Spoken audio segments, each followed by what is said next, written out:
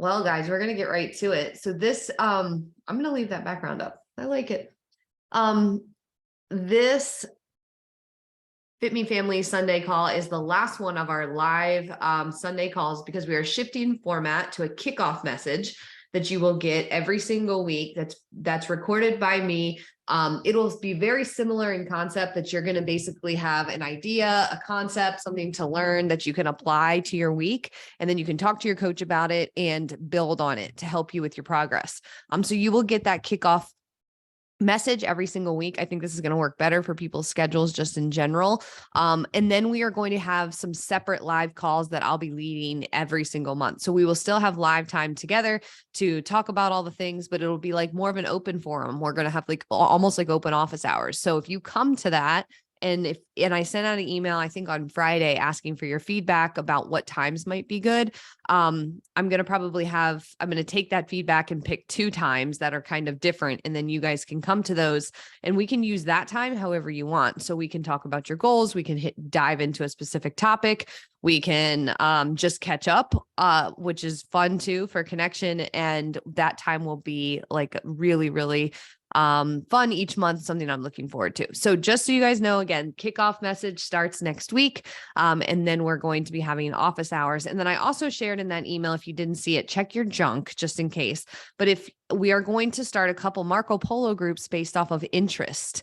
And so I think this might be cool. We're going to have like an over 50 group, mom of small kids, and groups that are sort of based on a couple other things that I think will be fun. And if you want to join, great. If you don't, you don't have to. They're completely optional, but I think it might be nice if we can, support each other in different seasons, or if maybe we have people who are focused on muscle building, or we've had people who are really focused on, healing their hormones or their gut, then there's a space that you guys can connect and give each other ideas and support and encouragement as a community. So be on the lookout for those coming up too.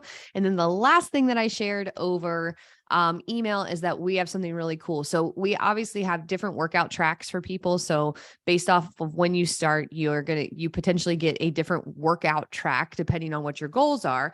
But what we are going to add as value for everyone is a monthly workout program.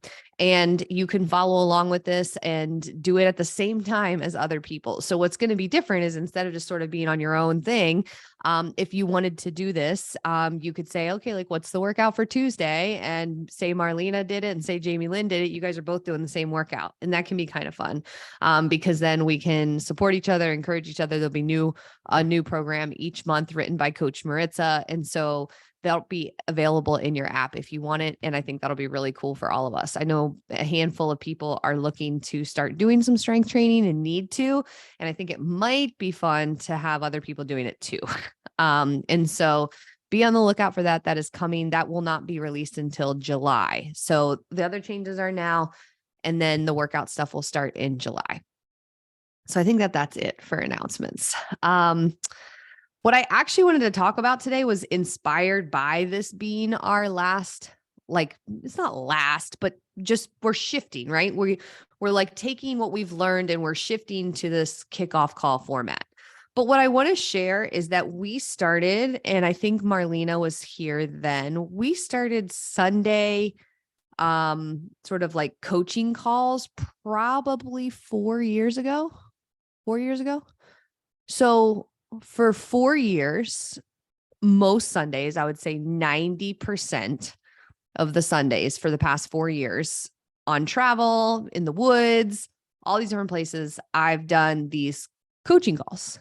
And the reason I tell you that is because I think sometimes we confuse the idea that something is simple or easy. When we talk about like when you join Fitme and that healthy lifestyle changes and nutrition, exercise stuff, it doesn't have to be hard, right? Like we can pick doable things and build on it each week. It is one of the things that is most true about Fitme is we want our action steps to be doable, right? So there's this idea of doable and not having to completely remember, like oftentimes we've talked a lot about like not feeling like you have to go all in and all that. So like we have this idea of it should be doable and it should be simple and I can build on it, right? But on the other hand, we actually need to have like a real long-term commitment to things that are important, because we need both. And I think sometimes we can confuse like simple or doable or easy with something that doesn't matter. But most of the things that bring success or something that you can build on, you have to do a lot of it. Almost to the point that people are like, I can't believe you do that. And here's what I mean. If you listen to Fit Me Coffee Talk podcast, it is on episode like 600 or something. I think I'm on, I'm going to tell you right now. I am on episode 655. 655 episodes of a 15-minute podcast. So why is that relevant to you? Because most people quit after 20 or 30 of something. They never do it enough to actually learn from it and build and develop that as a skill set or as something that they are mastering. I'm talking repetitions of days, weeks, months, and years. I can do a coaching call with my eyes closed after 4 years of doing Zoom calls. Sometimes I mess up Zoom, but that's different. But actually just being able to coach and talk to you on Zoom is something that I've been doing for 4 years. And so now it feels like, okay, we've learned, we're going to actually adapt it. We're going to make a shift. But those repetitions, all of that time was really, really important. And what I want you to think about is it does take a little bit of obsession to get to where you want to be, and a little bit of a long-term commitment in your head so for example, walking is simple, right? It's like, hey, I'm going to walk. I'm going to start walking. Most of us, that's accessible to us and we can start walking. But are you walking like in a way that's like really building up some reps? Have you been consistently walking 2 to 3 miles for weeks, days, weeks, months, years? Start to really change your body, have your body adapt to that? Or is it like, yeah, walking seems simple and you do it for 2 or 3 days and then it just kind of like falls off? So you see what I'm saying? Like, even if something is simple and pretty straightforward, it doesn't mean that you're going to really see the benefit and payoff until you commit to doing a lot of it. And a lot of it doesn't mean compressed. I mean, like, we're not going to see the same benefit if I walked for 3 days straight, right? Like, that is a different situation versus like walking consistently for a month. My body is going to have a different response to that level of consistency. And so when I want you guys to think about these commitments that you're making to yourself, these changes, when you have a conversation with your coach and you're like, yeah, I'm going to make that change, I want you to start to think about what that will look like 500 reps from now, 500 strength workouts from now. What will your body be like when you have done that kind of commitment to yourself? What will it look like when you've drank your water for 500 days? What will it look like if you hit 10,000 steps for 500 days? Maybe not 500 days in a row, but how different will you look and feel when you move your body like that? How different will your joints feel? How different will it's just, what will you have learned along the way? You'll probably have learned you need different shoes. You'll probably have learned these are the good routes. You'll probably have learned this is the time that I'm most successful at getting my walk in. You'll have learned this is my favorite, use of this thing. This is my favorite meal to eat when I get back. All of the things that you learn around it are incredibly powerful too. I think about this for Marlena, actually, and I'm glad you're on this call, Marlena, because there was a time when you were not a hiker, or at least it didn't seem like it. Maybe you were, but it was something that you did not frequently. And I feel like I see you out there putting down the miles outside with your son every single week. Every single week. You are now the person who does that. How many miles do you think you've covered over the past 4 years? Oh, I don't know. Just Oh. from January through March. I don't know. That was a lot of miles. But it's been like consistently walking, probably almost 2 years every day. Yeah. Sorry if it's windy. You were in the laundry room and now you're outside, which Yeah. I finished laundry. why are you outside? Because you are a person who walks now. Yeah, I haven't done my walk today. She did not know I was going to call her out, P.S. She had no idea. So it's kind of perfect. It looks like we set this up again, Marlena. We did not We do that. didn't. But again, become the person who does the thing. Become the person who goes to the gym. Become the person who walks. Become the person who meal preps on Sunday. Become the person who packs a healthy meal for lunch. And you know how you become that person? With repetitions. Because the first couple times you do it, you're still just doing it. And that's cool. Like you've already made those steps forward. James Clear says every action that we take is a vote for the person that we want to become. So yes, as soon as you're walking, the first time you're a person that walks. But the thing that really builds the groove in our brain and makes it easier and more doable is when we start to really wrap our head around the quantity, like the number of times we're going to do something to build a habit. Because that's why the bad habits are so hard to break, by the way, because it's not like we did it 3 times. We've been doing certain things for days, weeks, months, years. And then we're like, I wonder why this is hard. Because you know why it's hard is because you've done it so many times. And so we just need to take that same piece of information and apply it to the things that we want to do. And the best ones are the simple ones, right? Like that's the beauty of, that's why I use the example of this Sunday call in the podcast, because in and of themselves, they're actually not very difficult. It's not that difficult for me to push record to record my podcast for 15 minutes. It felt hard in the beginning. I didn't know what I was doing. I think they were probably really goofy in the beginning. I shared one a couple of weeks ago that was super goofy. It was one of my first ones.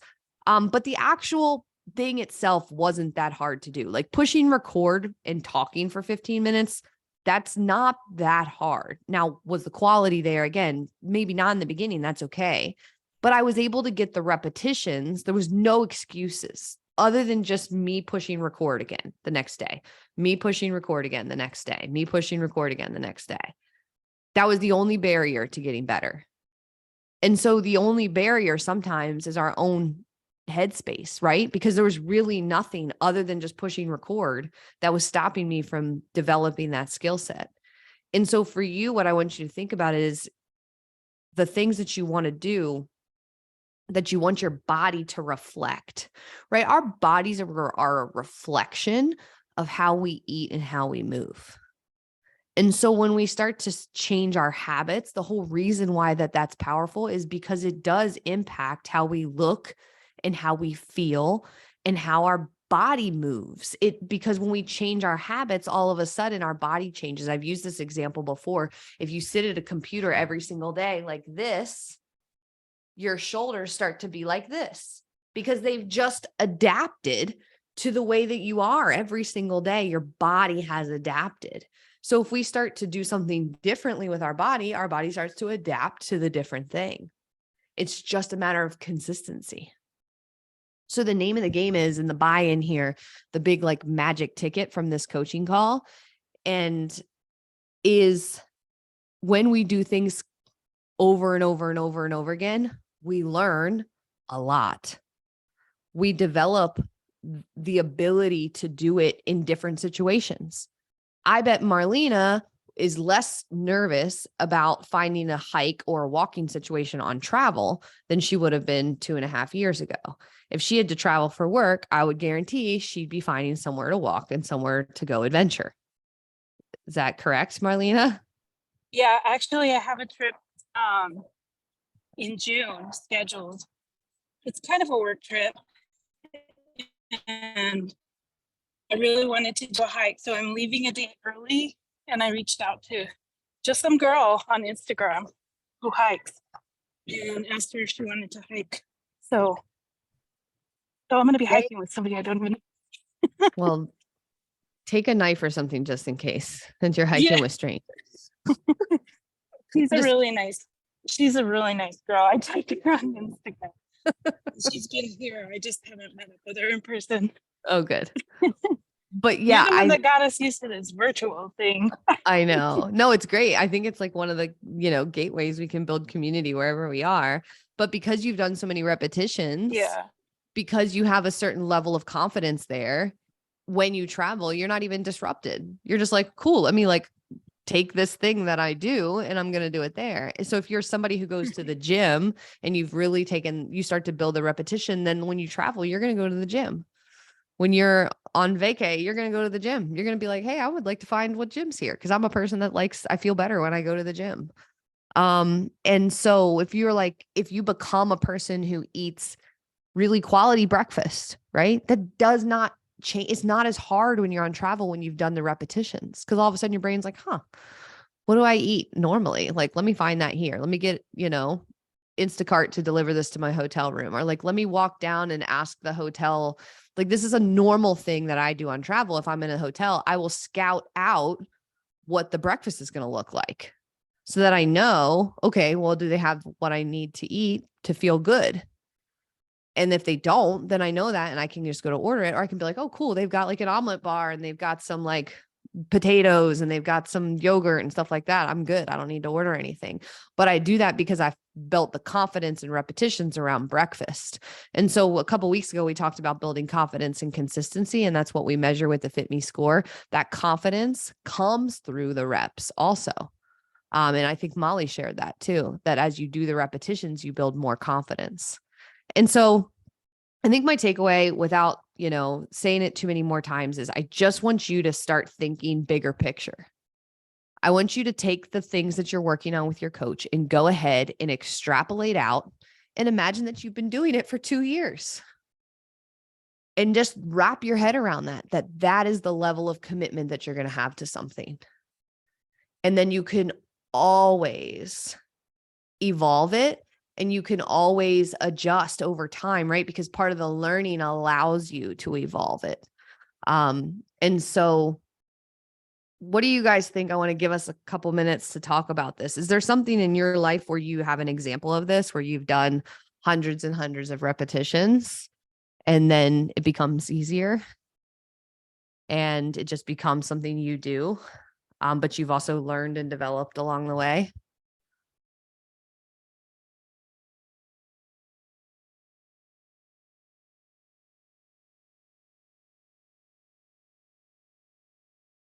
Anybody change diapers? I hate to use that one as an example, but it's an easy example if you think about it. Those little squirmy bodies are so hard to change their diapers at first. It takes you a long time. It's like a thing. By the time you've changed diapers, by the time they're 2, you can do it with your eyes closed. You've changed bazillion diapers. You pin that baby down. You're like, I got this, A whole situation could be happening and you know what to do. You can change a diaper in your lap. You can change a diaper in your car. You can, upside down in the dark, whatever, because you've done so many repetitions, but it doesn't feel like that in the beginning. And so when it feels hard to put together a breakfast that has protein, just remember, it's just the beginning. It will get easier. When it feels hard to drag yourself out for the walk, just remember, it'll get easier the more you do it. If it's like confusing when you walk into the gym and you're like, I don't know which thing I should touch, if I mess this up, or like, if they're going to look at me, it will get easier, but it's going to have to take that long-term repetition.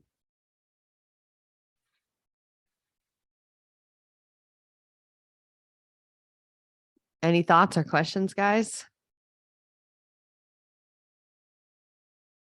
I've been seeing this thing on Instagram all the time and I can't remember what it says, so I'm going to quote it wrong.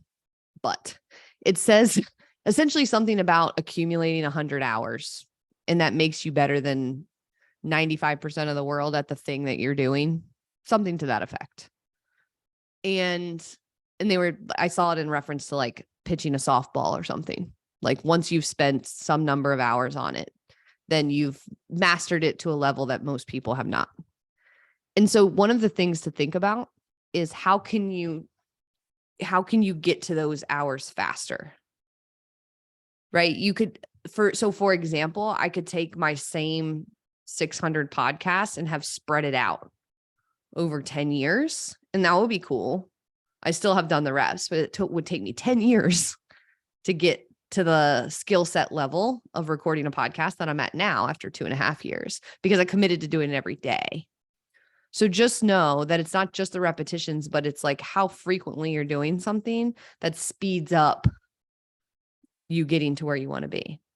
So if you're only eating protein breakfast once a week, that's not bad. That might be where you start, but we want you to do it more because we need it to be 2, 3, 4 times a week, right? Because then we're really starting to get better. If you're only going to do strength training once a week, that's not bad. You can start there, but remember, we need more repetitions than that.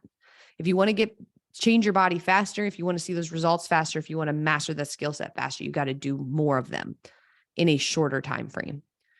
And so don't give yourself 10 years. That's fine. Think 10 years, but I want you to think, how do I get to 500 repetitions over the next 2 years, right? That's an almost everyday situation. That's what I want you to think about. So as I'll wrap the call up with this, many of you have asked me, because you saw me in a sweatshirt and you also see Jamie Lynn in a sweatshirt, and they're like, where can I get a Fitme sweatshirt? We are going to have some stuff available for everybody soon on a Fitme storefront. And so stand by for that soon. We'll probably have a couple different things you can pick from and then have it shipped to you. Jamie Lynn has been putting that together for us. So we got a couple samples. And so that's what you're seeing. We wanted to test out the quality before we shared it with everybody, but that is coming. And so I didn't want you guys to think we were gatekeeping the Fitme swag. We're not. We're just testing it out, and then we're going to put it out for everybody. Well, thanks, guys. It was good to see your faces. If you need anything, don't hesitate to reach out. I will release the office hours here pretty soon, probably within the next week or two, maybe after Memorial Day, in the first week of June, I will let you guys know when that new schedule will be. And so yeah, if you need anything, just reach out. It was great to see you guys. Good night.